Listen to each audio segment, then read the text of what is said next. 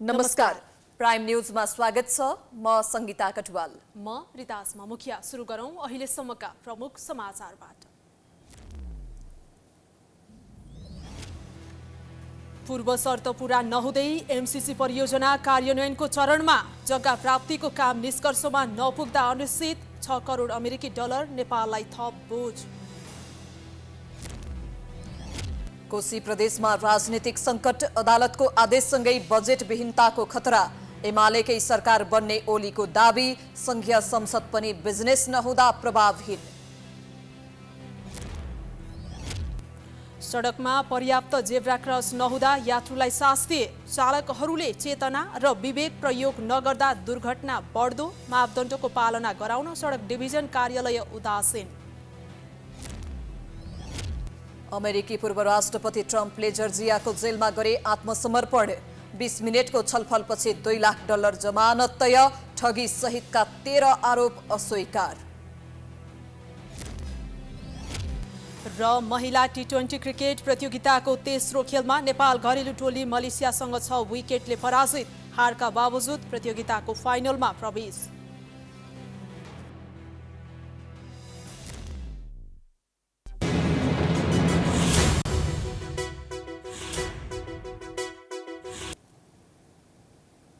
Prime समाचार अब विस्तारमा। नेपाल र अमेरिका बीच एमसीसी सम्झौता भएको 6 वर्ष पुगिसकेको छ। सम्झौता कार्यान्वयनमा जानु अघि 6वटा पूर्व शर्तहरू पूरा गर्नुपर्ने कम्प्याक्टमा उल्लेख भए पनि जग्गा प्राप्ति र रुख कटानीको सम्बन्धको पूर्व शर्त भने अझै पूरा भएको छैन। तर एमसीए नेपाल भदौ 13 गते सबै शर्त पूरा गरी परियोजना कार्यान्वयन गर्ने तयारीमा छ। यसले तोकिएको समयभित्रै परियोजना सम्पन्न हुनेमा शंका पैदा भएको छ। नेपाल र अमेरिकी सरकार बीच मिलेनियम च्यालेन्ज कर्पोरेसन एमसीसी बीच सम्झौताको 6 वर्ष पुगिसकेको छ। यसबीचमा 12 बुँदे व्याख्यात्मक घोषणा सहित एमसीसी कम्प्याक्ट संसदबाट अनुमोदन भइसकेको छ। इन्ट्री इन्टु फोर्स EIF अघि पूरा गर्नुपर्ने भनिएका 6वटा पूर्व शर्त मध्ये 5वटा शर्त पूरा भए पनि आयोजना निर्माण स्थलमा पहुँचका लागि जग्गा प्राप्ति र रुख कटानीका पर्याप्त प्रगति हुनुपर्ने भन्ने पूर्व शर्त भने अझै पूरा भएको छैन।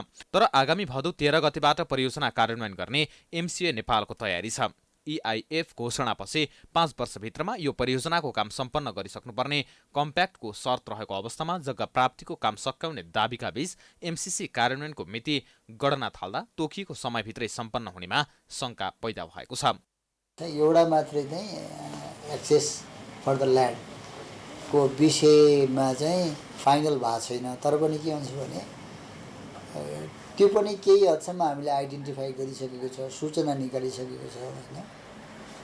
अब त्यसपछि कन्सल्टेन्ट र कन्ट्र्याक्टरको काम गर्दै जाँदाखेरि बाँकी काम पनि गर्न सक्ने भएर यो अगस्त 30, 2023 लाई चाहिँ इन्ट्री इन्टु फोर्स गर्ने हिसाबमा हामी अगाडि तयारी गरेका छौँ।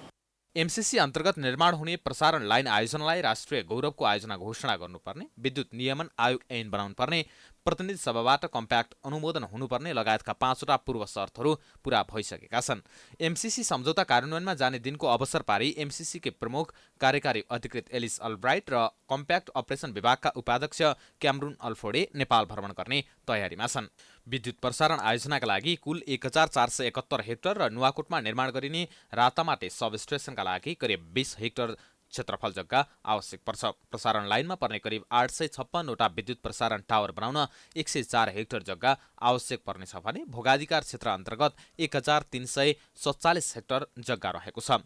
यति मात्रै होइन, 50 करोड अमेरिकी डलर अनुदान सहयोग लिने र पूर्वाधार आयोजना बनाउने भनेर 2074 सालमा नेपाल र अमेरिका बीच भएको एमसीसी सम्झौतामा पुनः नेपाल आर्थिक दायित्व भोग्नुपर्ने भएको छ। 13 करोड डलर लगानी गर्ने प्रारम्भिक समझदारी भए पनि नेपाल सरकारले त्यसलाई बढाएर 19 करोड 70 लाख डलरमा पुर्याएको छ।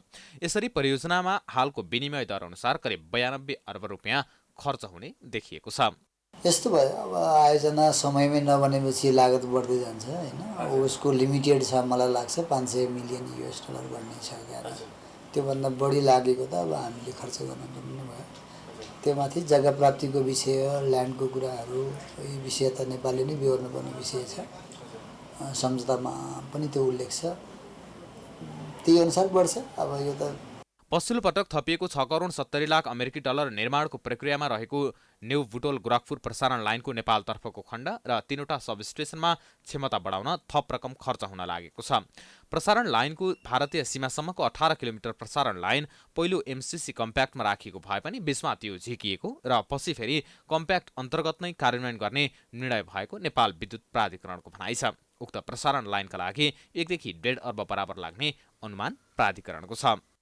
प्रसारण लाइन परियोजनाका लागि जग्गा प्राप्तिमा समस्या हुँदा नेपाल विद्युत प्राधिकरणका कतिपय परियोजनाहरू वर्षौंसम्म अधुरै छन्। तर एमसीसी परियोजना पनि जग्गा प्राप्ति नै नगरी सुरु गर्दा यो समयमै नसकिने जोखिम बढेको छ। यसको साथै पछिल्लो पटक नेपालको तर्फबाट थपिएको 6 करोड 70 लाख अमेरिकी डलरले नेपाललाई झनै आर्थिक बोझ बढाएको छ।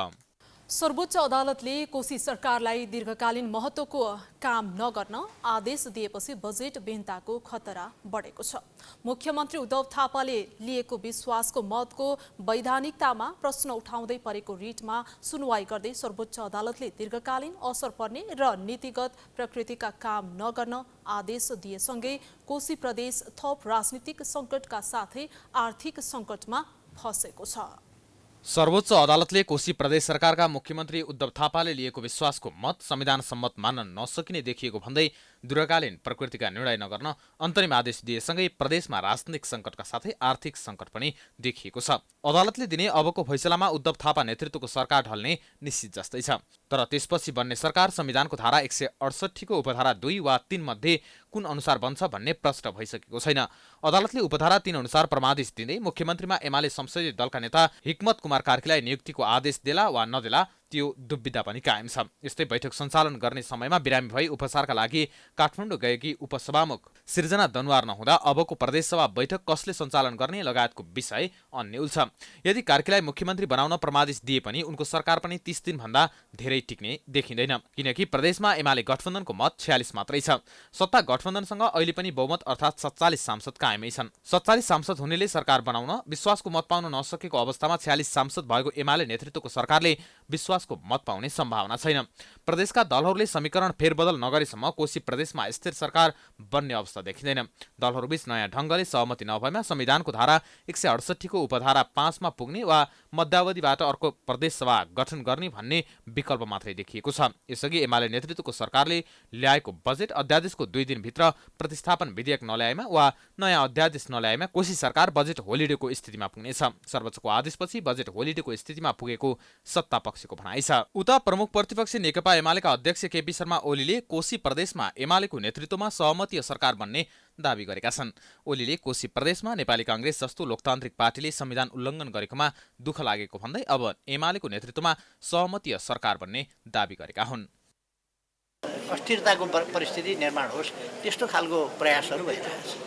कांग्रेस जस्तो पुरानो पार्टीले पनि यस्तो एकछिनका लागि बलजफ्ती गर्ने, संविधान बिच्ने, यो त संविधानको घोर उल्लङ्घन हो।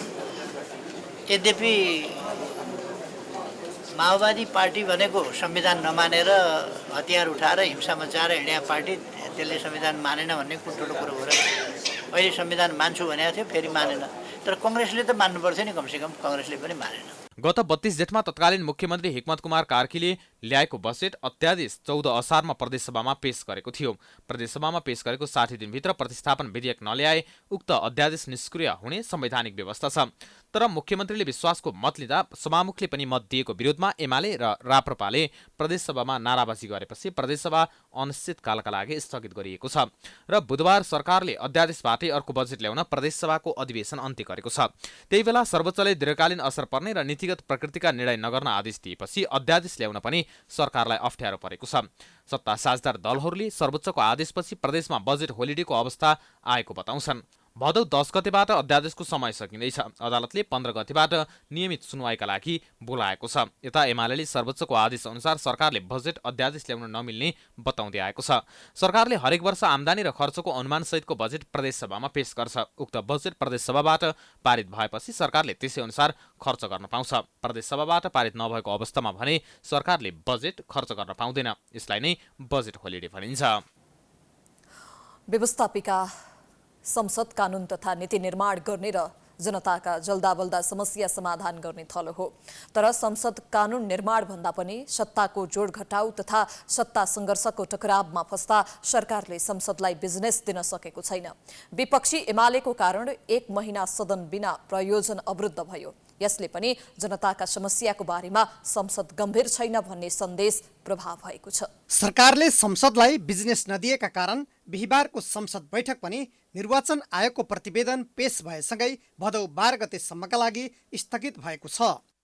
सरकार सदनप्रति उदासीन देखिएकै कारण तत्कालै अगाडि बढाउनु पर्ने संक्रमणकालीन न्यायलाई टुङ्गोमा पुर्याउने सत्य निरूपण तथा बेपत्ता पारिएका व्यक्तिको छानबिन आयोग सम्बन्धी विधेयक संसदीय समितिमा अड्किएको छ। यसै गरी संहितालाई सुचारू गर्न अति आवश्यक मानिएको संघीय निजामती, संघीय शिक्षा, संघीय प्रहरी लगायत 1 दर्जन विधेयक त्यसै अलपत्र छन्। सुन प्रकरणमा 1 महिना एमालेको बन्धक बनेको संसद खुलेको भए पनि सरकारले बिजनेस दिन सकेको छैन। प्रमुख प्रतिपक्षी दल नेकपा एमाले भने सदन अवरुद्ध गरेको भनेर आलोचना गरेर नथाक्ने सरकारले सदनलाई कुनै बिजनेस दिन नसकेको आरोप लगाएको छ। सरकारले बिजनेस दिन सकेका छैन। बिजनेस नभएको चाहिँ होइन, फेरि त्यो बिजनेसलाई व्यवस्थित ढङ्गले ल्याउनै सकेका छैन। यो सरकारसँग त्यो क्षमतै छैन क्या। यसले गर्दाखेरि बिजनेस दिन सकेका छैन। कानुनहरू धेरै कानुनहरू बनाउनु पर्ने छ। संविधान अनुसार संविधानले औल्याएका कानुनहरू पनि बनाउन सकेका छैन। यो सदन चलेर पनि चले जस्तो अवस्था छैन र प्रतिपक्षलाई उही दोष लगाउने कुरा मात्रै जस्तो लाग्यो। सदन चलाउन त भनेर चलाउँदाखेरि सरकारले फेरि केही बिजनेस दिएको अवस्था छैन। मूलत बजेट पारित गरेर अन्त्य हुने बजेट अधिवेशनलाई सरकारले लम्ब्याउन चाहेको भए पनि सदनलाई बिजनेस नदिएर सदन लम्ब्याउनुको औचित्य पुष्टि गर्न सकेको छैन। जनताका गुनासाहरू सुनाउनु पर्ने, जनतालाई परेका पिरमार्काको बारेमा बोल्नु पर्ने ठाउँमा यस्तो वर्षातको बेलामा बाढी पहिरो गइरहेको छ, डुबानमा परिरहेको छ, त्यो विषय पनि सदनमा हामीले राख्न पाएनौँ। हामी चाहिँ अन्यको बन्दी बनेको अवस्थाले सदन चाहिँ सुचारू भइराख्नु पर्ने सदन बन्द हुन्छ। जनताप्रति उत्तरदायी नै छैन। जनताका कुराहरू धेरै कम आइराखेका हुनाले जनताप्रति उत्तरदायी भएन, विधेयकहरू आएन। त्यसकारण यो सरकारले अब विधेयकहरू ल्याएर छिटोभन्दा छिटो जनतालाई चाहिँ अनुभूति हुने कामहरू गर्नु पर्यो। जनताहरूको अत्यन्त पीडा छ, मार्का छ, जनताहरू निराश भइसकेका छ। प्रतिनिधि सभाले यो अधिवेशनमा आर्थिक विधेयक मात्र पारित गरेको छ। जनताका समस्या समाधान गर्न छलफल गरेर कानुन बनाउने काममा न सत्ता पक्ष न प्रतिपक्ष गम्भीर देखिएका छन्। तर नेताहरूले सदनलाई सुचारू गर्न र कानुन बनाउने काममा लाग्नुको विकल्प नभएको बताउँछन्। 11 गतेसम्ममा त सबै समितिहरूले सभापतिहरू प्राप्त गर्नुहुन्छ। त्यसैले मिनी पार्लियामेन्ट सक्रियतापूर्वक नेतृत्व प्राप्त गरेर अगाडि जान्छ। सरकारले पनि खास गरिकन सङ्घीय शिक्षा ऐन पठाएको छ। सङ्घीय निजामती कर्मचारी ऐन ल्याउने प्रक्रियामा छ। टिआरसीको विधेयक हामीसँगै छ। झन्डै 4-5वटा जति चाहिँ राष्ट्रिय सभाबाट उत्पत्ति भएका चाहिँ विधेयकहरू हामीसँग छ भन्दा तत्काललाई संसद बिजनेसलेस नै चाहिँ छैन। तर यो पर्याप्त बिजनेस त होइन। फेरि संहितालाई सक्रिय बनाउने निजामती कर्मचारी विधेयक, प्रहरी विधेयक लगायत दर्जनौं विधेयक पास नभएर कानुनको अभावमा मुलुकलाई ठूलो असर परेको भए पनि राजनीतिक दलको स्वार्थका कारण पूर्ववर्ती ओली तथा देउवा सरकारले विवादमा परेका धेरै विधेयकहरू पारित गराउन सकेका थिएनन्। अहिलेको प्रचण्ड सरकारले पनि राजनीतिक भागभण्डामा समय खर्चिएका कारण संसदलाई पर्याप्त बिजनेस दिन सकेको छैन। महत्त्वपूर्ण विधेयकहरू संसदले पास नगरेका कारण कानुनको अभावमा धेरै सरकारी तथा गैर सरकारी काममा ठूलो असर परेको छ। नेपालमा भ्रष्टाचार व्याप्त छ। यो रोग नै भइसक्यो तर नियन्त्रण हुन सकेको छैन, किनकि ठूला भ्रष्टाचार र अनियमिततामा प्रधानमन्त्री, मन्त्री, सांसददेखि सचिवसम्म संलग्न हुने गरेका छन्। तर तिनलाई कारबाही भने हुन सक्दैन। नेपालमा नेता र पदको आडमा भ्रष्टाचार मौलाइरहेको छ। कतिपय भ्रष्टाचार र अनियमितताका काण्डमा अनुसन्धान भएपछि ठूला भनिएका व्यक्तिहरूमाथि छानबिन गर्न निकै कठिन छ। पछिल्लो समय चर्चामा रहेको नक्कली शरणार्थी प्रकरण, ललिता निवासको जग्गा प्रकरण र सुन प्रकरणमा केही पूर्व मन्त्री तथा बहालवाला सचिव र ठूला व्यवसाय पक्राउ परे पनि मुछिएका कतिपय व्यक्तिहरू अनुसन्धानको दायरामा आउन सकेका छैनन्। शीर्ष नेताहरूकै साथ सहयोग र संरक्षणमा यस्ता काण्ड हुने गरेका छन्, जुन कुरा स्वयं नेताहरूले नै उकल्न थालेका छन्। अर्बौंमा करोड लाख र करोड पुरै अरबका लुट भइरहेछन्। बुढी गण्डकी मलाई थाहा छ, मेरो पालामा सुरु गरेको बुढी गण्डकी एउटा कमिसन गरेर 9 अर्ब रुपियाँ केपी ओली, शेरबहादुर देउवा, प्रचण्ड, मलाई थाहा छ यो कुरो, प्रमाणित गरेर भने त्यो पनि गर्न सक्छु मैले। उहाँहरूले बाँडेर खानु भएको छ र बुढी बहिनी अलपत्र गरेर बसिरहेको छ। सर्पको खुट्टा सर्पले नै देख्छ भने चाहिँ केही नदेखी र केही नबुझी पूर्व प्रधानमन्त्री जस्तो मान्छेले यस्तो बोल्ने हिम्मत पक्का गर्नन् होला।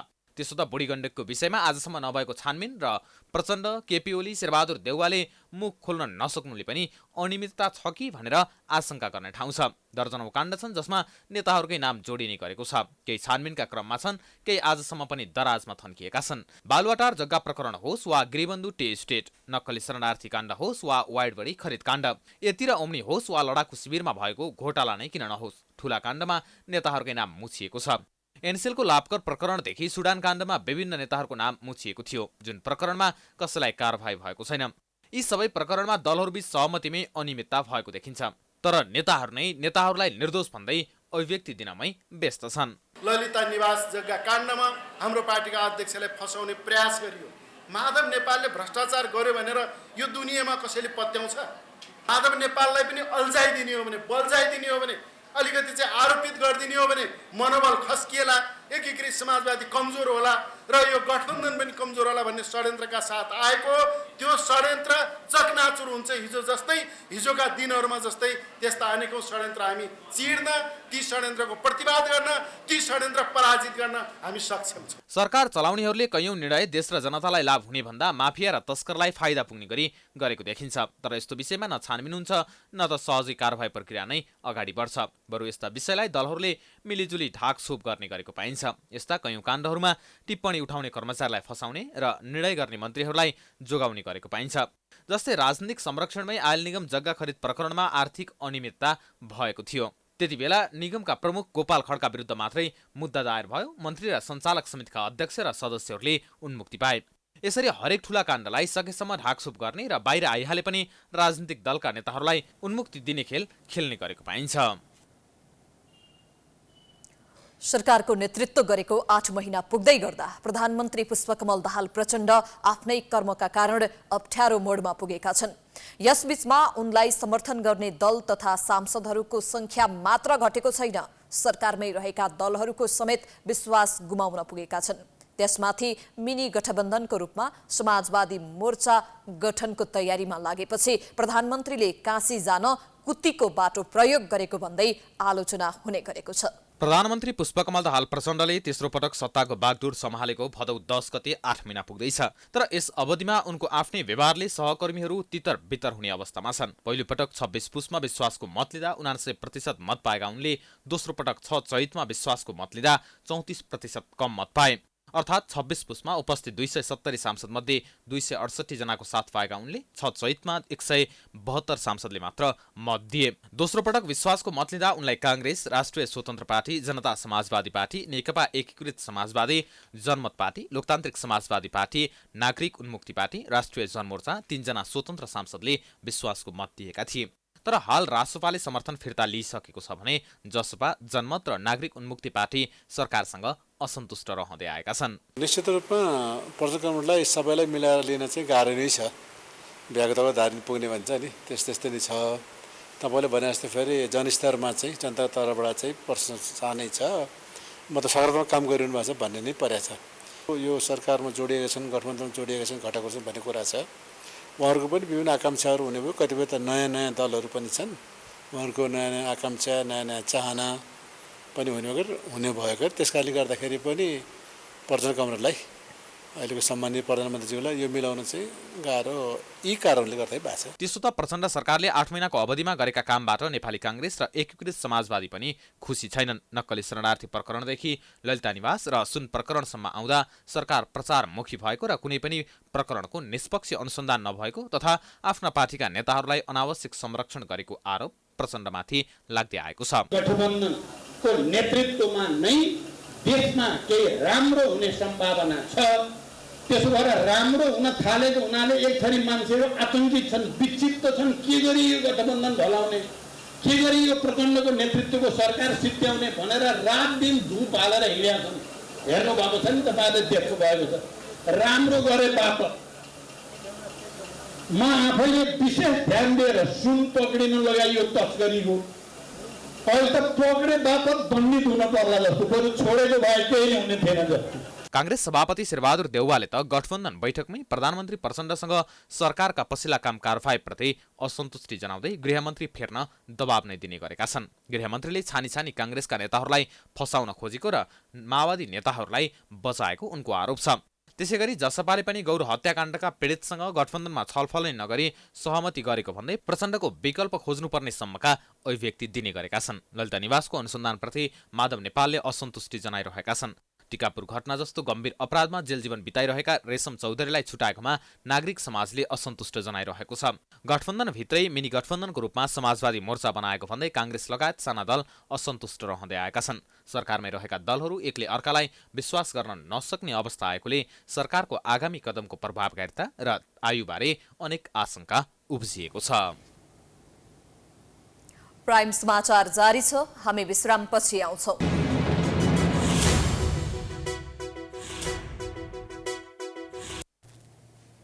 विश्रामपछि पुनः स्वागत छ। अब बाँकी समाचार।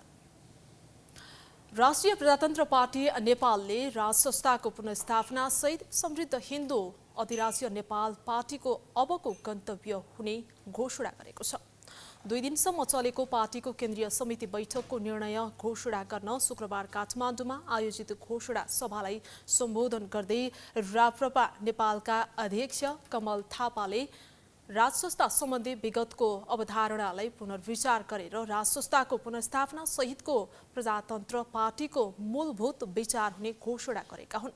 राज संस्थाको पुनर्स्थापना राप्रपा नेपालको कार्यनीति एजेन्डा मध्ये एक हुने संवैधानिक राज संस्था सहितको प्रजातन्त्र समेत राप्रपा नेपालको मूलभूत विचार हुनेछ। राज संस्था पुनर्स्थापना राप्रपा नेपालको कार्यनीतिक एजेन्डा मध्ये एक हुने कुरा म यहाँ घोषणा गर्न चाहन्छु। उनले संघीय गणतन्त्रको नाममा भएको भ्रष्ट व्यवस्थाको अन्त्य तथा सबल र समृद्ध हिन्दू अधिराज्यको स्थापनाको मुख्य माग लिएर राप्रपा नेपालले आन्दोलन सञ्चालन गर्ने घोषणा गरेका हुन्। थापाले आम जनताको सहयोग र सद्भावबाट केही वर्षभित्रमा नै राज संस्थालाई पुनर्स्थापना गर्ने र नेपाललाई हिन्दू राष्ट्र घोषणा गर्ने दावी गरेका हुन्। राज संस्था र हिन्दू राष्ट्र पुनर्स्थापना नभएसम्म आफ्नो पार्टी सत्ताको खेलमा नलाग्ने थापाको प्रतिबद्धता छ। सडकमा पहिलो हक पैदल यात्रुको हुन्छ, तर नेपालको हकमा भने सवारी चालकको चेतना र विवेकको कमीका कारण पैदल यात्रुले डराई बाटो काट्नुपर्ने अवस्था छ। अधिकांश सडकमा जेब्रा क्रस नै छैन। भएका जेब्रा क्रसबाट बाटो काट्दा समेत पैदल यात्रुलाई सवारी साधनले ठक्कर दिने गरेका छन्। यो हो जडीबुटीदेखि पेप्सीकोलासम्मको सडक खण्ड। लगभग 2 किलोमिटर लामो यस सडक खण्डको बीचमा कुनै जेब्रा क्रस निर्माण गरिएको छैन। यति लामो सडक खण्डमा एउटा पनि जेब्रा क्रस नहुँदा त्यहाँ बसोबास गर्ने बासिन्दा र पैदल यात्रीहरूले डराई बाटो काट्नुपर्ने अवस्था छ। जडीबुटी चोक र पेप्सीकोला चोकमा जेब्रा क्रस निर्माण गरिएको भए तापनि बीचको सडकमा कुनै जेब्रा क्रस छैन। जेब्रा क्रस भएकै ठाउँमा त पैदल यात्रीलाई प्राथमिकतामा नराख्ने सवारी चालकहरूले त्यस क्षेत्रमा पैदल यात्रीलाई पनि उछिन्दै लापरवाहीका साथ सवारी हाँकिरहेका हुन्छन्। काठमाडौँ उपत्यका ट्राफिक प्रहरीसँग त्यस क्षेत्रमा मात्र कति दुर्घटना भए भनेर यकिन तथ्याङ्क नभए पनि त्यहाँका स्थानीय मुटु नै काप्ने दुर्घटनाको प्रत्यक्षदर्शी भइसकेका छन्। त्यस्ता दुर्घटना आफ्नै आँखाले छर्लङ्ग देखेका उनीहरू डराई बाटो काट्नुपर्ने बाध्यतामा छन्। यहाँ त धेरै समस्या छ। मान्छे धेरै मारिसक्यो। एउटा मान्छे जान्छ, त्यो एउटा दाइ त जान्छ र टाउकोमा त यति मात्रै थियो। जिउ त पुरै 1 किलो मासु जस्तो के डल्लो परिहालेको, मान्छे नै चिन्न नसक्ने यति मात्रै देखेको। मान्छे त यहाँ त धेरैजना मारिसक्यो ठाडै जेब्रा क्रस नभएकोले गर्दाखेरि। त्यो चाहिँ समस्या मैले पनि भनिरहेको थियो। यहाँनिर एउटा जेब्रा क्रस भए हामीलाई कति आनन्द हुन्थ्यो। बाटो काट्न त धेरै समस्या छ। यहाँ धेरै एक्सिडेन्टहरू पनि भइरहेको छ। अब यहाँ गाडीहरू एकदम स्पिड आउँछ यो हाइवे भएर। यसमा एउटा पनि जेब्रा क्रसिङ नभएर मान्छेहरू त्यसै पनि बाटो काट्नुपर्ने हुन्छ। त्यसले चाहिँ धेरै असर गरिरहेछ। 2074 साल जेठ 26 गते व्यवस्थापिका संसदको विकास समितिले 120 मिटरको दूरीमा जेब्रा क्रस राख्न सडक विभागलाई निर्देशन दिएको थियो।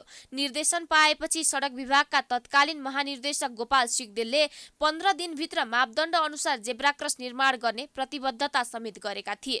तर अझैसम्म त्यही मापदण्ड अनुसार जेब्रा क्रस निर्माण भएको पाइँदैन।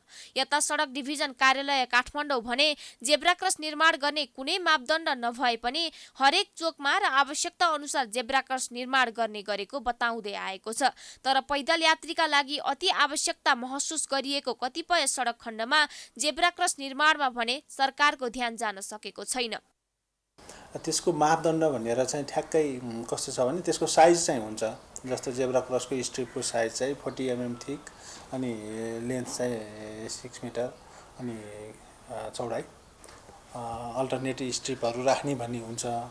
तर अब कति ठाउँमा राख्ने के ठाउँ भन्ने चाहिँ ट्राफिक अनि त्यो सडकमा कति ठाउँमा चोकहरू छन् त्यो अनुसार हुन्छ। ठ्याक्कै यति मिटरमा राख्ने भन्ने त्यस्तो स्ट्रिक्ट रुल छैन। त्यस्तै काठमाडौँ जडीबुटी सडक खण्डमा विद्युतको तार भूमिगत गर्दा मेटिएका जेब्रा क्रस अझै निर्माण हुन सकेका छैनन्। सडक डिभिजन कार्यालयले छिट्टै जेब्रा क्रस बनाउने बताए पनि लामो समयसम्म कार्यान्वयन नहुँदा स्थानीयले जोखिमपूर्ण यात्रा गर्न बाध्य छन्। विद्युतले अन्डरग्राउन्डको काम गरेर त्यहाँ सडक खनेर उहाँहरूले खनेको कारणले त्यसलाई चाहिँ मर्मत नभएको कारणले उहाँले खनेर पूर्व अवस्थामा नल्याएको कारणले हाम्रो ओभरलेको काम हुन सकेन र ओभरले गरिसकेपछि त्यसमाथि जेब्रा क्रस राख्ने हो। अहिले पहिल्यै राख्यो भने त फेरि त्यसपछि पुरिहाल्छ भन्ने हिसाबमा हामीले सुरुमा गरेनौँ र अहिले चाहिँ विद्युतले पनि काम सकेको छ जस्तो लाग्छ। उपत्यकाका कतिपय व्यस्त सडकमा समेत जेब्रा क्रस निर्माण गरिएको छैन। निर्माण भएकै ठाउँमा पनि कतै पेन्ट उडेको र कतै धुलोले पुरिएको अवस्थामा छन्। भएका जेब्रा क्रसमा पनि पैदल यात्रुलाई प्राथमिकता दिनुपर्छ भन्ने विवेक सवारी चालकमा नहुँदा सडक यात्रा सकसपूर्ण बन्दै आएको छ। दाङको तुलसीपुर स्थित महिला कारागार जीर्ण बनेपछि महिला कैदीबन्दीहरूलाई सुरक्षित भवनमा सारिएको छ। जीर्ण भवनका कारण महिला कैदीहरू असुरक्षित भएपछि नयाँ भवन निर्माण गरी कैदीबन्दीलाई सारिएको हो। यसअघि पुरानो र सानो भवनमा महिला कैदीहरूले कष्टकर जीवन बिताउँदै आएका थिए। दाङको तुलसीपुर स्थित पुरानो कारागार भवनमा रहँदै आएका महिला कैदीबन्दीहरूलाई नयाँ भवनमा सारिएको छ। यसअघि 3वटा कोठामा मात्रै 49 जना महिला कैदीबन्दी र 3 जना आश्रित बालबालिका थिए, जहाँ निकै साँघुरो र बस्न अप्ठ्यारो हुने गरेको थियो। त्यसैलाई मध्यनजर गरी नयाँ महिला बन्दीगृह भवन निर्माण गरिएको हो। लुम्बिनी प्रदेश सरकारको 3 करोड 88 लाख लागतमा निर्माण भएको नयाँ भवनमा 18वटा कोठा छन्, जसमा 85 जना कैदीबन्दीलाई राख्न सकिने कारागार जेलर चिन्तामणि रेग्मीले बताए। 2078 साउन 25 गते सम्झौता भई 2080 भदौ 1 गते सक्ने गरी सम्झौता भए पनि असार मसान्तभित्रै उक्त भवन निर्माण कार्यले पूर्णता पाएको हो। निर्माण व्यवसाय प्रशंसा कन्स्ट्रक्सन धनगढी कैलालीले यसको जिम्मा पाएको थियो र यसको सम्झौता मिति 2078 साल 4 महिना 25 गते र यसको काम सम्पन्न गर्नुपर्ने मिति 2080 5 महिना 1 गते भएकोमा 2080 असार मसान्तभित्रै उक्त कम्पनीले उक्त काम सम्पन्न गरेर चाहिँ हामीलाई हस्तान्तरण गरेको छ। यसको मूल्य समायोजनसहित कुल 3 करोड 88 लाख 7,690 रुपैयाँ 35 पैसामा यसको निर्माण सम्पन्न भएको जानकारी हो। महिला कारागार भवनको दाङका निमित्त प्रमुख जिल्ला अधिकारी सावित्रा पुनले उद्घाटन गरिन्। त्यस अवसरमा पुनले महिला कैदीहरूलाई बस्न निकै समस्या हुने गरेकाले नयाँ भवन निर्माणमा ताकेता गरेको बताइन्। अनुगमनमा आउँदाखेरि एकदम कन्जस्टेड 3वटा कोठा अघि नै पनि आइसक्यो। त्यो कोठामा उहाँहरू 49 जना महिलाहरू 3वटा कोठामा कसरी बस्नुभएको थियो होला, त्यो अवस्था देख्दाखेरि साह्रै दयनीय अवस्था थियो। हो, उहाँहरू विभिन्न कारणहरूले गर्दाखेरि यहाँ आउनुभयो, तर यो खास गरी सुधार दिदीहरूलाई भन्नुपर्छ। हामी यहाँ चाहिँ आएर उहाँहरूले आफ्नो बानी व्यवहारलाई सुधार्नुहुनेछ। उहाँहरूको जुन हेर्ने दृष्टि छ अहिले उहाँहरूले त्यो दृष्टि चाहिँ पक्कै पनि बदलिनेछ भन्ने चाहिँ मैले आशा गरेको छु। र अब हामीहरू चाहिँ एकदम व्यवस्थित सुविधाजनक भवन चाहिँ बनेको छ। भवन निर्माण भएपछि कैदी महिलाहरू पनि खुसी भएका छन्। यसअघि साँघुरो ठाउँमा निकै असहज तरिकाले बसेको भए पनि नयाँ भवनमा आएपछि सहज भएको महिला कैदी नाइके रुक्सा राईले बताइन्। त्यो त धेरै असहज थियो सर। गाडी सुत्न बस्न पनि घुम्न फिर्न पनि यता चाहिँ घर जस्तै भयो सर। धेरै राम्रो छ, एकदम राम्रो। सरहरूले चाहिँ जे गर्नु धेरै राम्रो भयो, धेरै राम्रो भएको छ उताबाट। घर जस्तै भयो, घरको फिलिङ आयो। तुलसीपुरमा महिला र पुरुषका लागि छुट्टा छुट्टै भवन निर्माण गरिएको छ। यसअघि पुरुष कैदीबन्दीलाई नयाँ भवनमा राखिएको थियो। तुलसीपुरमा हाल 477 पुरुष, 49 जना महिला र 3 जना आश्रित बालबालिका, 14 जना विदेशी कैदीबन्दी रहेका छन्। बाँकेको नेपालगञ्ज स्थित भेरी अस्पतालको नयाँ भवन निर्माणको काम अलपत्र परेको छ। 3 पटक म्याद थपिँदा समेत 250 शैय्याको उक्त अस्पताल भवनको निर्माण कार्य पूरा हुन सकेको छैन। निर्माण कम्पनीको लापरवाहीका कारण भवन अलपत्र हुँदा बिरामी तथा आफन्तहरूले शास्ति खेप्नु परेको छ। ठेकेदार कम्पनीको लापरवाहीका कारण बाँकेको नेपालगञ्ज स्थित भेरी अस्पतालको नयाँ भवन निर्माणको काम अल्पत्र परेको छ। भवन निर्माणको काम ढिलाइ हुँदा त्यसको प्रत्यक्ष प्रभाव बिरामीलाई परेको छ। इमर्जेन्सी हो, आज 5 दिन भयो, कुनै केही सेवा सुविधा छैन। ठिक नभए पनि भन्नु पर्यो समयमा, त्यस्तो केही पनि छैन। हामी कति टाढाबाट आएका, असमबाट आएका, अहिलेसम्म केही छैन सेवा सुविधा। बिरामी ठिक भए, अब ठिक नभए भने त रिफर गरिदिनु पऱ्यो, हिजो नै गरिदिने हो। आज 5-5 दिन लगाएर केही पनि छैन। 2078 मङ्सिर 4 गते भवन निर्माण सम्पन्न गर्ने गरी प्रेरा CAV भीमेश्वर जेबी निर्माण कम्पनी सूर्यविनायक भक्तपुरले 2076 जेठ 5 मा ठेका सम्झौता गरेको थियो। तर समयमा काम सम्पन्न नगरेपछि दोस्रो र तेस्रो गरी 2080 असार 8 गतेदेखि 2080 असोज 7 गतेसम्मका लागि म्याद थप गरिएको छ। अस्पताल भवन निर्माणका लागि छुट्याइएको 32,31,03,700 रुपियाँ अनुमानित लागत भ्याट बाहेक गरी निर्माण कम्पनीले सम्झौता अनुसार काम सुरु गरेको हो। तर ठेकेदारको लापरवाहीका कारण पटक पटक म्याद थप्दा समेत भवन निर्माणको काम अल्पत्र परेको छ। अब शहरी विकास, सङ्घीय शहरी विकास छ, भवन बनाउने जुन कार्यालय छ उसको उहाँसँग, उहाँको प्रमुख डी सरसँग हामीले कुरा गरेर, मैले कुरा गरेर त्यसमा चाहिँ उहाँले भन्नुहुन्छ 95% कम्प्लिट गरिसकेका छौँ, हामीलाई 5% हो। त्यो हामी यो महिनाको, मैले त उहाँलाई पहिले पनि आग्रह के गरेको थिएँ 15सम्म गरिदिनुहोस् भने 15सम्म भन्नुभएको थियो। 15 नभए नि म यो महिनाको भाद्रको अन्तिमसम्म म कम्प्लिट गरेर ह्यान्डओभर गर्ने प्रक्रियामा जान्छु भन्नुभएको छ मलाई। अस्पतालमा बिरामीको चाप दैनिक बढ्दै गएकोमा नयाँ भवन बनेपछि सहज हुने भेरी अस्पतालका निमित्त मेसु डाक्टर सङ्केत रिसालको भनाइ छ। तर अझै पनि निर्माण पूरा नहुँदा समस्या बढ्दै गएको रिसालको गुनासो छ। भवन अभावका कारण उपचार सेवामा समेत प्रभाव परेको रिसालको भनाइ छ। हामीले एडमिट पेसेन्टलाई के गर्ने त, वार्डमा पनि कमी नै छ, किनभने इमर्जेन्सीमै कमी छ।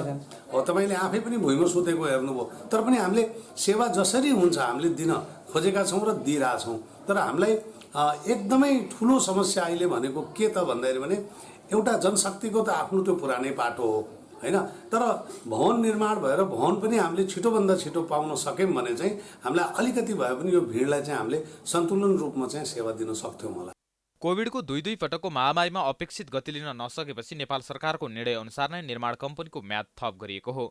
निर्माणाधीन भवनको 79% भौतिक प्रगति समेत भइसकेकोले भदौ महिनाको अन्तिमसम्ममा भेरी अस्पताललाई हस्तान्तरण गर्ने तयारी रहेको शहरी विकास तथा भवन निर्माण विभाग सङ्घीय आयोजना कार्यान्वयन इकाइ बाँकेले जनाएको छ। भवनको चाहिँ अहिले 79% भौतिक प्रगति भइसकेको छ भने भवनमा अब ह्यान्डरेलमा लाग्ने चाहिँ टफन ग्लासको काम र लिफ्टलाई बाहिरबाट ग्लेजिङ गर्नुपर्ने टफन ग्लासको काम मात्रै बाँकी रहेर अन्य सम्पूर्ण कार्यहरू चाहिँ सम्पन्न भइसकेको हुँदाखेरि यो भदौ महिनाको सम्भवतः अन्तिमसम्ममा चाहिँ हामीहरूले सम्पूर्ण रूपमा चाहिँ भवनलाई सम्पन्न गरेर ह्यान्डओभर गर्ने नै हामी तयारीमा छौँ। व्यवस्थित भौतिक संरचना नहुँदा उपचार सेवामा समेत प्रभाव परेको छ। अस्पताल जस्तो संवेदनशील क्षेत्रको भवन निर्माणमा समेत ठेकेदार कम्पनीको मनमानीका कारण बिरामी तथा आफन्तहरूले शास्ति बेहोर्नु परेको छ। निर्माणको जिम्मा हत्याउन हतार गर्ने ठेकेदारलाई निर्माण कार्य अल्पत्र पार्दा कारबाही कसले गर्ने? स्वास्थ्यको क्षेत्रमा केन्द्रबिन्दु मानिने नेपालगञ्जमा रहेको भेरी अस्पतालको निर्माणाधीन नयाँ भवनको काम अहिलेसम्म पनि सम्पन्न भएको छैन। 2 पटकसम्म म्याद थप गर्दा पनि निर्माण कम्पनीको कमी कमजोरीका कारण भौतिक संरचनाले पूर्णता पाएको छैन। यस्ता गतिविधिले स्वास्थ्य जस्तो संवेदनशील क्षेत्रमा सरकार पनि उत्तरदायी नभएको स्पष्ट देखिन्छ। प्राइम टेलिभिजन एचडीका लागि बाँकेबाट रविन्द्र घिमिरेको रिपोर्ट। उपप्रधानमन्त्री एवं रक्षा मन्त्री पूर्णबहादुर खड्काले सामाजिक सद्भाव खलबल्याउने गलत प्रवृत्ति देखा परेको भन्दै सबै सचेत रहनुपर्ने बताएका छन्। शुक्रबार भक्तपुरको चागुनारायण नगरपालिका 5 को नवनिर्मित वडा कार्यालय भवन र स्वास्थ्य चौकी भवनको उद्घाटन गर्दै उपप्रधानमन्त्री खड्काले देशलाई सामाजिक एवं राष्ट्रिय एकताको एउटै सूत्रमा बाँधेर अगाडि लैजानु जरुरी रहेको स्पष्ट पारे। सदियौंदेखि देशमा विभिन्न भूगोल र समाजमा विभिन्न जात जाति भाषा भाषी वर्ग धर्म सांस्कृतिक परम्परा एकतामा बाँधिएको उल्लेख गर्दै उनले एकता खलबल्याउने समाज भाड्ने काम कहीँ कतैबाट हुनु नहुनेमा जोड दिए। यस्तै उनले सङ्घ प्रदेश र स्थानीय तहको सरकार मिलेर राष्ट्रिय एकतालाई कायम राख्दै विकासको अभियानलाई पूरा गर्न एकता हामी नेपाली दाजुभाइ दिदीबहिनीहरू हामी सबै राजनीतिक दलहरू सबै तहका सरकारहरू सचेत भएर सचेष्ट भएर आम नागरिकको बीचमा एकताको आवश्यकता सामाजिक सद्भावको आवश्यकता त्यसको जगमा मुलुकको विकास निर्माणलाई अगाडि बढाउन सक्छौँ भन्ने खालको सन्देश लिएर आज देशभरि एउटा अभियान चलाउनु पर्ने आवश्यकता छ। सामाजिक सद्भाव खलबल्याउने गतिविधिलाई रोक्न आवश्यकता छ। उनले देशको अर्थतन्त्र अहिले ऋणात्मक अवस्थामा रहेको भन्दै सरकारले चाहेको जति बजेट छुट्याउन सक्ने अवस्था नरहेको बताएका छन्। प्राइम समाचार अझै जारी छ, हामी विश्रामपछि आउँछौँ।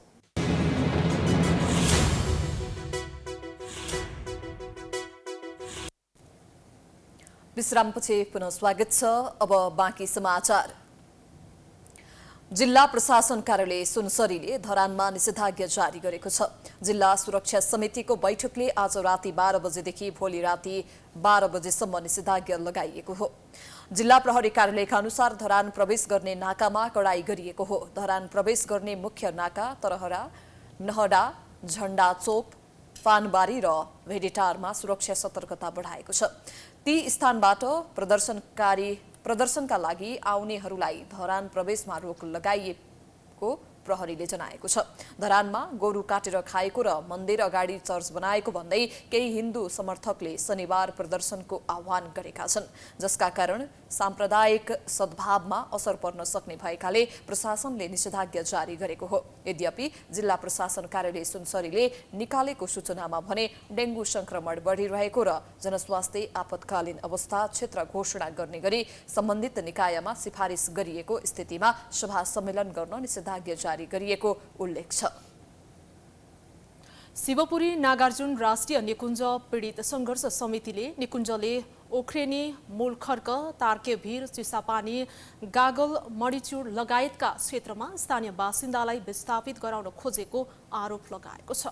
आज रिपोर्टर्स क्लब नेपालमा पत्रकार सम्मेलन गर्दै सङ्घर्ष समितिले निकुञ्जले विभिन्न बहानामा त्यहाँका जनतालाई दुःख दिने निर्णय प्रक्रियामा सहभागी नगराउने र नेपाल पक्ष राष्ट्र भएर गरेका विभिन्न अन्तर्राष्ट्रिय सन्धि सम्झौता विपरीतका काम गरिरहेको बताएको छ। सङ्घर्ष समितिले निकुञ्जको कारण तामाङहरूको ऐतिहासिक थाथलो रहेको उक्त स्थानमा स्थानीयको सहमति बेगर सुन्दरी जलको जलस्रोतको दोहन गर्ने, बिजुली उत्पादन गर्ने, आधारभूत भौतिक पूर्वाधारहरूबाट वञ्चित गर्ने, सैन्यकरण मार्फत स्थानीय जनताहरूलाई चिडियाखानाको जनावर झैँ कैद गर्ने जस्ता काम गरेको आरोप लगाएको छ। निकुञ्जका कारण भूमि र स्रोत साधनमाथिको अतिक्रमण बढ्दा त्यहाँका स्थानीय सांस्कृतिक तथा जैविक विविधता नष्ट हुँदै गएको सङ्घर्ष समितिको दाबी छ। विकासको नाममा संरक्षित जल, जङ्गल, जमिन, जडीबुटी, जलाधार लगायतका भूमि, भूक्षेत्र र स्रोतमा सरकारी तथा निजी परियोजनाहरूको दोहन रोक्न आवश्यक रहेको उनीहरूले बताएका छन्। बागमती नदी संरक्षणका लागि नदी महोत्सव तथा महाजल यात्रा शनिबार आयोजना हुने भएको छ। Nepal association of rafting agencies नारा, नेपाल नदी संरक्षण संस्था र फ्रेन्ड्स क्लब कुपन्डोलको आयोजनामा भदौ 9 गते शनिबार बागमती नदी महोत्सव तथा महाजल यात्रा हुन लागेको हो। कर्तव्य बनाऊ बागमती सफाई स्वच्छ नदी हाम्रो सन्ततिलाई भन्ने नाराका साथ महाजल यात्रा आयोजना गर्न लागि नाराले जनाएको छ। बागमती नदी सभ्यताको पहिचान, संरक्षण र सम्वर्धनका साथै र्याफ्टिङ, जल पर्यटनको उजागर गर्नका लागि र नदी महोत्सव तथा महाजल यात्रा गर्न लागि हो। ललितपुरको कुपण्डोल स्थित बागमती पुलबाट बिहान 7 बजेदेखि सुरु हुने महाजल यात्रामा 15वटा डुङ्गा मार्फत जल यात्रा गरिनेछ। महोत्सव तथा महाजल यात्रा सम्पन्न गर्नका लागि 5 लाख रुपैयाँ लाग्ने आयोजकले जनाएको छ। प्रतिनिधि सभामा प्रधानमन्त्री पुष्पकमल दाहालसँग भदौ 12 गते प्रत्यक्ष प्रश्नोत्तर हुने भएको छ। प्रतिनिधि सभा नियमावली 2079 को परिच्छेद 9 बमोजिम प्रधानमन्त्रीसँग प्रत्यक्ष प्रश्नोत्तर हुन लागेको हो। यसका लागि सांसदले लिखित प्रश्न संघीय संसद सचिवालयमा बुझाउनुपर्छ। सांसदले भदौ 8 गते शुक्रबार अपराह्न 3 बजे भित्र प्रतिनिधि सभा सचिवालय समक्ष लिखित रूपमा प्रश्न उपलब्ध गराउनुपर्ने संसद सचिवालयले जनाएको छ। संसदमा करिब 1 महिनाको अवरोधपछि प्रधानमन्त्रीसँग तेस्रो पटक सांसदको प्रत्यक्ष प्रश्नोत्तर हुन लागेको हो। यसअघि प्रधानमन्त्रीसँग 2 पटक प्रत्यक्ष प्रश्नोत्तर भइसकेको छ। मन्त्रीहरूसँगको प्रत्यक्ष प्रश्नोत्तर भने हुन सकेको छैन। त्रिचन्द्र कलेज काठमाडौँका पूर्व प्राध्यापक डाक्टर दलबहादुर अधिकारी 9 दिनदेखि बेपत्ता भएका छन्। गत साउन 32 गते बिहान करिब 11:15 बजे काठमाडौँको बुढानीलकण्ठ नगरपालिका पञ्चकन्या कोलोनीबाट निस्किएका उनी हालसम्म सम्पर्कमा नआएको परिवारले बताएका छन्। अधिकारीकी बुहारी डाक्टर अनिता वाइवा अधिकारीले ससुरालाई बिर्सने रोग भएको र घर परिवारले हेरचाह गर्दा गर्दै पनि अचानक घर बाहिर गएकाले बेपत्ता भएको बताएकी छिन्। 1 वर्षदेखि कोलोनीको गेटभन्दा बाहिर एक्लै नगएका दानबहादुर 32 गतेका दिन कोलोनीभित्रै मर्निङ वाक गरेर केही क्षणमै सम्पर्कविहीन भएका हुन्। बुहारी अनिताका अनुसार घरबाट निस्किएको दिन अधिकारीले हल्का सेतो रङको सर्ट र खरानी रङको सुरुवाल लगाएका थिए। जन्मजात ओठ फाटेका अधिकारी गहुँ गोरो वर्णको छन्। केही वर्ष अघिसम्म नेशनल कलेजमा अध्यक्ष रहेका अधिकारी रोगले च्याप्दै गएपछि 3 वर्ष अघि सो पद छाडी घरमै उपचार गरी बसेका थिए। पुर्खौली घर गोल्मी भएका अधिकारी घरबाट निस्किएको थाहा पाए पश्चात सोही दिनदेखि नै परिवारले खोजी कार्य निरन्तर जारी राखेको छ। लामो समय त्रिचन्द्र कलेज, काठमाडौँ विश्वविद्यालय र अन्य प्राइभेट क्याम्पसहरूमा पनि उनले प्राध्यापन गरेकाले शुभेच्छुक विद्यार्थीहरू समेत खोजी कार्यमा लागि परेका छन्। यदि कसैले उनलाई देखेमा नजिकको प्रहरी कार्यालय वा सम्बन्धित स्थानीय तहमा खबर गरिदिन परिवारले अपिल गरेको छ। अब आर्थिक समाचार।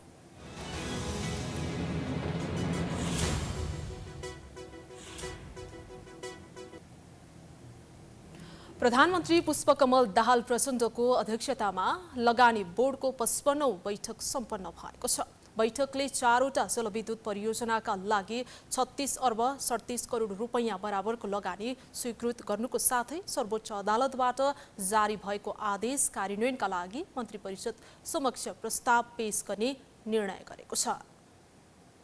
प्रधानमन्त्री एवं लगानी बोर्डका अध्यक्ष पुष्पकमल दाहाल प्रचण्डको अध्यक्षतामा शुक्रबार बसेको लगानी बोर्डको 55औं बैठकले 4वटा जलविद्युत परियोजनाहरू रोलवालिङ खोला, छुजुङ खोला, दाना खोला र सानीभेरी जलविद्युत परियोजनाका लागि कुल 36 अर्ब 37 करोड रुपैयाँ बराबरको लगानी स्वीकृत गर्ने निर्णय गरेको छ। साथै बैठकले तमोर जलाशययुक्त जलविद्युत परियोजना कार्यान्वयन अघि बढाउने सम्बन्धमा हालसम्मको विकासक्रमको समीक्षा गर्दै परियोजनाको भावी कार्यदिशा सम्बन्धी सुझाव पेश गर्न उच्च स्तरीय समिति गठन गर्ने निर्णय समेत गरेको छ।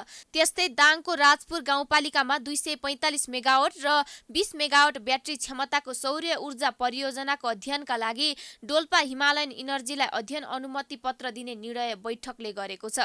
दाङ जिल्ला राजपुर गाउँपालिकामा प्रस्तावित 245 मेगावाट र 20 मेगावाट जसमध्ये ब्याट्री क्षमताको सौर्य ऊर्जा परियोजनाको चाहिँ अध्ययन अनुमति प्रदान गर्ने सम्बन्धी चाहिँ प्रस्ताव स्वीकृत भएको छ। त्यस्तै ग्रिन क्याल्सियम अमोनियम नाइट्रेट भन्छौँ त्यो फर्टिलाइजर फ्याक्ट्री परियोजनाको जो विगतमा चाहिँ प्रस्ताव स्वीकृत भएको थियो त्यसको समझदारीको मस्यौदा पनि बोर्डले एन्डोर्स गरेको छ। साथै बाँकेको कोहलपुर र कपिलवस्तुको बाणगङ्गामा 250 मेगावाटको सौर्य ऊर्जा विकासका लागि अध्ययनकर्ता राइजन इनर्जीबाट पेश भएको विस्तृत सम्भाव्यता अध्ययन प्रतिवेदनलाई पनि बोर्डले जानकारीमा लिएको जनाएको छ। बोर्डले माथिल्लो कर्णाली जलविद्युत परियोजनाको सम्बन्धमा सम्मानित सर्वोच्च अदालतबाट जारी भएको निर्देशनात्मक आदेश कार्यान्वयनका लागि मन्त्री परिषद समक्ष प्रस्ताव पेश गर्ने निर्णय गरेको छ। माथिल्लो कर्णाली जलविद्युत परियोजनाको सम्बन्धमा सर्वोच्च अदालतको निर्देशनात्मक आदेश चाहिँ कार्यान्वयन सम्बन्धमा रहेको छ भने यी चाहिँ परियोजना कार्यान्वयन सम्बन्धीका परियोजनाहरूमा पनि बोर्डले महत्त्वपूर्ण निर्णय गरेको छ। त्यस्तै सौर्य ऊर्जा परियोजना कोहलपुर र बाणगङ्गाको डिटेल फिजिबिलिटी स्टडी बोर्डले जानकारीमा लिएको छ भने तल्लो अरुण जलविद्युत परियोजनाको लागि प्रारम्भिक अधिकारी तोक्ने सवालमा पनि बोर्डले आवश्यक चाहिँ निर्णय गरी सिफारिसको लागि चाहिँ मन्त्री परिषद पठाउने कुरो गरेको छ।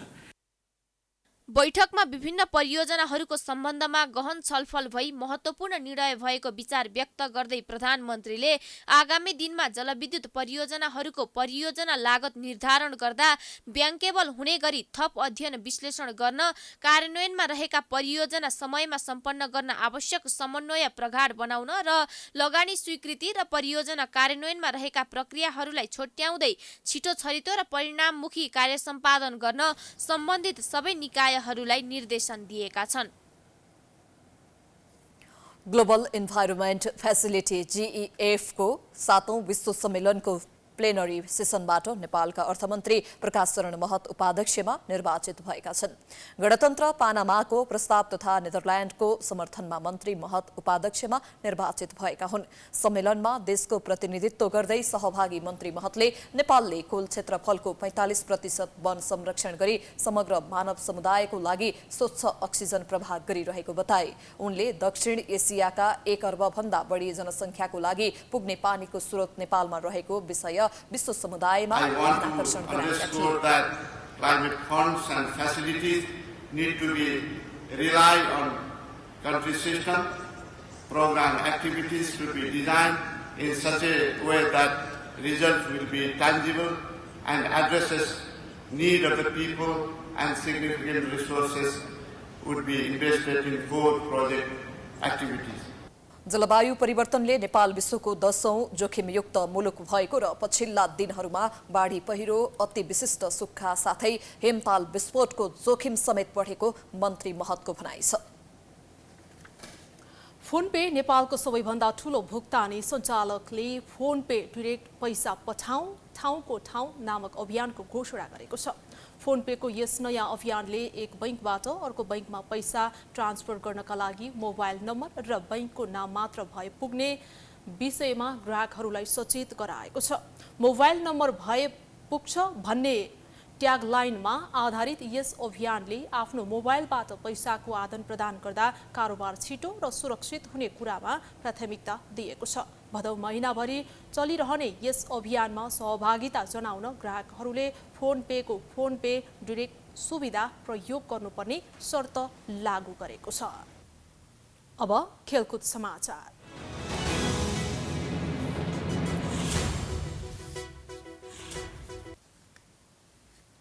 मलेसियामा जारी 4 राष्ट्र सम्मिलित महिला T20 क्रिकेट प्रतियोगिताको तेस्रो खेलमा नेपाली टोली पराजित भएको छ। घरेलु टोली मलेसियाले शुक्रबार नेपाललाई 6 विकेटले हराएको हो। टस हारेर पहिले ब्याटिङको निम्तो पाएको नेपाली टोलीले निर्धारित 18 ओभरमा 7 विकेट गुमाएर 83 रन मात्र बनाउन सक्यो। जवाफी ब्याटिङमा ओर्लिएको मलेसियाले भने 16.2 ओभरमा केवल 4 विकेट गुमाएर विजय लक्ष्य पूरा गरेको थियो। वर्षाका कारण खेल 18 ओभरको खेलाइएको थियो। तेस्रो खेलमा पराजित भए पनि नेपाल प्रतियोगिताको फाइनलमा पुगेको छ। यसअघि नेपाल आफ्नो पहिलो र दोस्रो खेलमा विजयी भएको थियो। नेपालले पहिलो खेलमा गत मंगलबार हङकङलाई 6 विकेटले हराएको थियो। नेपालले आफ्नो दोस्रो खेलमा बुधबार कुवेतलाई 34 रनले पराजित गरेको थियो। नेपाललाई हराए पनि मलेसिया फाइनलमा पुग्न भने सकेन। प्रतियोगिताको फाइनलमा नेपालले हङकङको सामना गर्दैछ।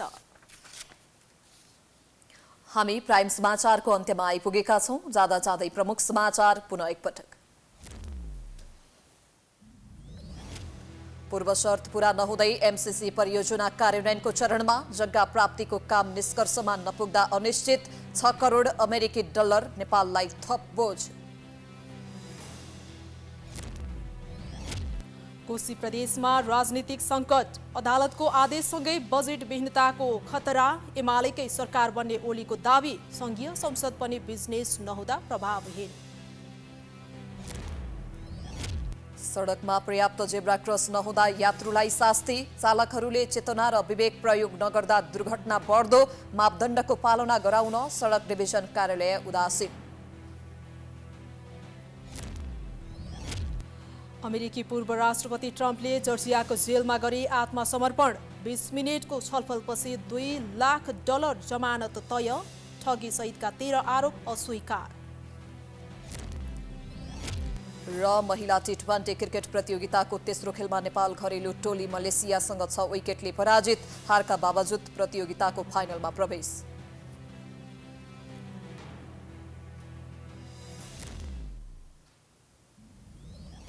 प्राइम समाचार अहिलेलाई सकियो। यसपछिको प्रस्तुति जनता जान्न चाहन्छन् ऋषि धमलाको साथमा। हेर्दै गर्नुहोला प्राइम टाइम्स HD। नमस्कार।